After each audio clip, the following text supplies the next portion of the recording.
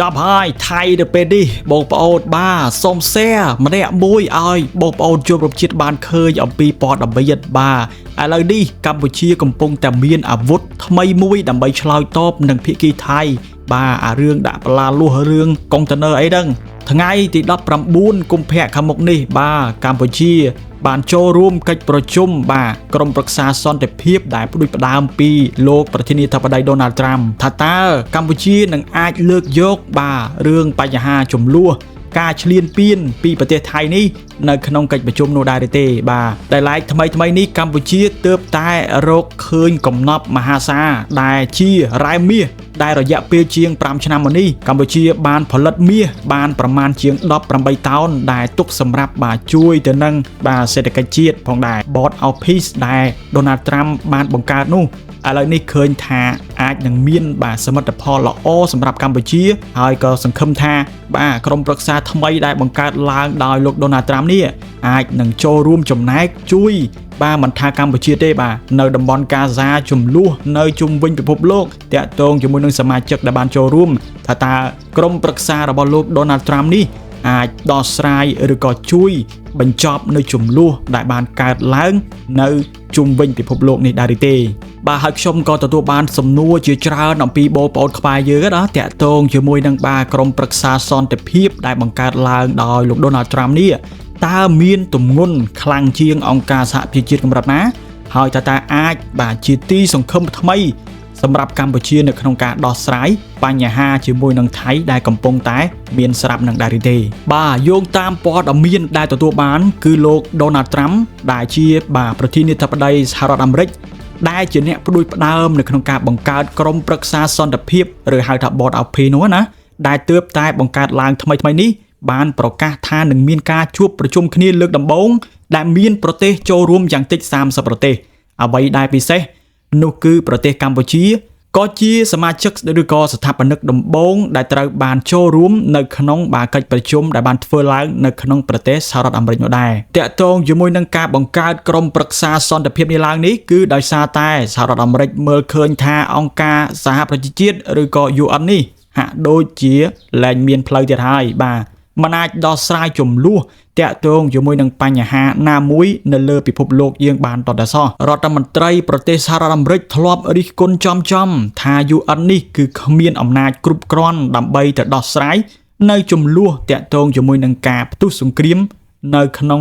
បាទពិភពលោករបស់យើងនេះទេដូច្នេះហើយមានសំណួរដែលបងប្អូនកម្ពុជាបានសួរជាច្រើនថាតើកិច្ចប្រជុំនៅថ្ងៃទី19ខែកុម្ភៈខាងមុខនេះមានការលើកឡើងអំពីសកម្មភាពឬក៏បាទតាក់ទងជាមួយនឹងបញ្ហាអីផ្សេងរវាងថៃនិងកម្ពុជាហ្នឹងនៅក្នុងកិច្ចប្រជុំនៃវេទិកានោះដែរទេ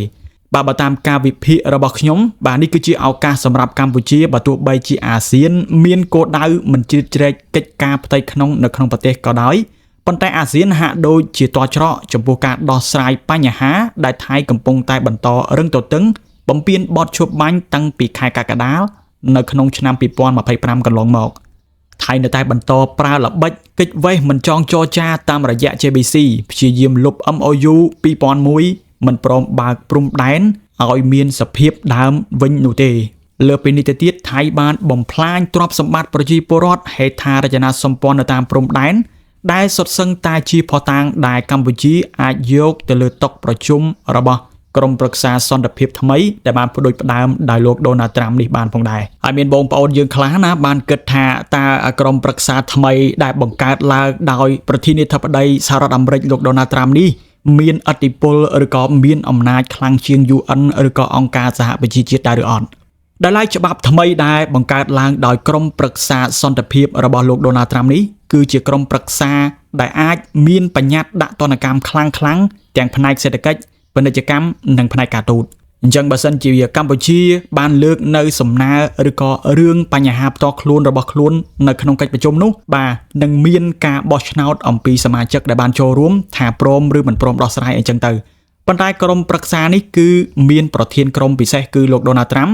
ដែលគាត់មានអំណាចខ្លាំងដែលអាចបន្ថែមនៅក្នុងការសម្រេចចិត្តចុងក្រោយតាក់ទងជាមួយនឹងការលើកយកបញ្ហាណាមួយនៅក្នុងកិច្ចប្រជុំនៃថ្ងៃនោះក្រុមប្រឹក្សានោះបានរកឃើញថាថៃឬក៏ប្រទេសណាមួយដែលជាអ្នកខុសហើយក៏ត្រូវបានបង្គាប់ឲ្យដកទ័ពចេញ នឹងសងសំណងទៅដល់កម្ពុជាបើថៃមិនព្រមធ្វើតាមអាមេរិកនិងសមាជិកផ្សេងទៀតអាចនឹងចូលរួមគ្នាបាទផ្ដាច់សរសៃឈាមសេដ្ឋកិច្ចអញ្ចឹងទៅបាទហើយនេះគឺជាអំណាចដែលកម្ពុជាយើងចង់បានគឺដើម្បីឲ្យភាគីដែលឈ្លានពានមកលើកម្ពុជានេះបាទត្រូវតែគោរពទៅលើច្បាប់ដែលទើបតែបង្កើតឡើងដោយក្រមប្រឹក្សាសន្តិភាពថ្មីហ្នឹងរីឯចំណុចសំខាន់របស់កម្ពុជានៅលើឆាកអន្តរជាតិនោះកម្ពុជាគឺមានប្រៀបជាងថៃត្រង់តាសហរដ្ឋអាមេរិកនេះគឺជាសាក្សីប្រវត្តិសាស្ត្រកន្លងមកបាទទី1គឺបាទអាមេរិកនេះធ្លាប់ដឹងឮនិងទទួលស្គាល់ចំពោះសន្ធិសញ្ញាឆ្នាំ1904និងឆ្នាំ1907ដែលបារាំងបានធ្វើជាមួយនឹងសៀមទី2គឺអាមេរិកធ្លាប់គាំទ្រឲ្យថៃដកទ័ពចេញអំពីប្រាសាទព្រះវិហារកាលពីឆ្នាំ1962ដែលឡែកទី3នោះគឺអាមេរិកក៏ធ្លាប់ជាសាក្សីនៅក្នុងកិច្ចព្រមព្រៀងបាទសន្តិភាពទីក្រុងប៉ារីសដែលជាកិច្ចព្រមព្រៀងបន្តបន្ទាប់នៅកូឡាឡាំពួរបាទនេះគឺជាអាមេរិកដែលធ្លាប់បានដឹងឮនិងជាសាក្សីកន្លងមកតាក់ទងជាមួយនឹងបាទឯកសារប្រវត្តិសាស្ត្រអីផ្សេងៗណាជារួមបើក្រុមប្រឹក្សាសន្តិភាពរបស់លោក Donald Trump ពិតជាមានយន្តការដាក់ទណ្ឌកម្មបែបនោះពិតមែនវាគឺជាអាវុធយុទ្ធសាស្ត្រដ៏សំខាន់សម្រាប់កម្ពុជាយើងមិនចង់បានសង្គ្រាមទេប៉ុន្តែយើងត្រូវការយុត្តិធម៌ការចូលរួមប្រជុំនាថ្ងៃទី19កុម្ភៈឆ្នាំ2026ខាងមុខនេះនឹងក្លាយទៅជាការវាស់ស្ទង់មួយថាតើលោកត្រាំអាចធ្វើឲ្យពិភពលោកជាពិសេសគឺចំនួនកម្ពុជានិងថៃនេះមានសន្តិភាពពិតប្រាកដឬគ្រាន់តែជាការបង្កើតយន្តការនយោបាយថ្មីមួយឬក៏បាទអង្គការថ្មីមួយអីគ្រាន់តែបាទជួបដោះស្រាយគ្នាដែលប៉ុន្តែมันបានប្រយោជន៍អីចឹងទៅណាក្រុមប្រឹក្សាសន្តិភាពពិភពលោកនោះតែអាចនឹងចូលរួមចំណែកនៅក្នុងការជួយដោះស្រាយបញ្ហានេះដែរឬអត់ផងដែរបាទសម្រាប់មតិផ្ទាល់ខ្លួនរបស់ខ្ញុំដែលជាប្រជាពលរដ្ឋមួយរូបនៅក្នុងប្រទេសកម្ពុជាបាទខ្ញុំសង្ឃឹមថាការចូលរួមជួបប្រជុំនាថ្ងៃទី19ខាងមុខនេះនឹងនាំមកនៅផ្លែផ្កាល្អមកដល់កម្ពុជាហើយនេះគឺជាអ្វីដែលខ្ញុំរំពឹងទុកថាវានឹងជះបាទសមិទ្ធផលល្អមកដល់កម្ពុជាយើងផងដែរបាទដល់ឡែកតាក់ទងជាមួយនឹងព័ត៌មានទី2ដែលខ្ញុំលើកមកបកស្រាយនោះគឺតាក់ទងជាមួយនឹងកម្ពុជារបស់យើងបាននឹងកំពុងតែសំងំផលិតបាទធនធានរ៉ែមាសដែលបានចម្រាញ់រយៈពេលជាង5ឆ្នាំមកនេះបានចម្រាញ់មាសបានប្រមាណជាង18តោនមកហើយដើម្បីជួយទ្រទ្រង់ទៅកាន់សេដ្ឋកិច្ចនៃប្រទេសកម្ពុជារបស់យើងបងប្អូនទាំងអស់គ្នាដឹងទេចាប់តាំងពីឆ្នាំ2021រហូតមកដល់ដើមឆ្នាំ2026នេះកម្ពុជាយើងបានសម្រេចសមិទ្ធផលធំធេងដោយបានចម្រាញ់មាសរហូតទៅដល់18តោនហើយនេះមិនមែនជារឿងលេងសើចវាគឺជារ៉ែមាសសុទ្ធដែលបានមកពីការដ្ឋានរ៉ែនៅតាមបណ្ដាខេត្តមួយចំនួនដូចជាខេត្តព្រះវិហារខេត្តកំពង់ធំខេត្តរតនគិរីមណ្ឌលគិរីខេត្តក្រចេះនិងខេត្តបាត់ដំបងផងដែរក្រៅអំពីរ៉ែមាសយើងក៏នៅមានចំណូលអំពីរ៉ែថ្មនិងខ្សាច់សំណង់ដែលកំពុងតែជួយឲ្យតម្លៃសម្ភារៈសំណង់នៅក្នុងស្រុកមានស្ថិរភាពនេះបើតាមទិន្នន័យពីក្រសួងរ៉ែនិងធម្មពលទុនវិនិយោគនៅលើវិស័យនេះមានរហូតទៅដល់$2,900 លានគឺការបង្កើតការងារជាង 10,000 កន្លែងនៅក្នុងនោះ 95% គឺជាកម្លាំងពលករខ្មែរយើងសុទ្ធសាធបា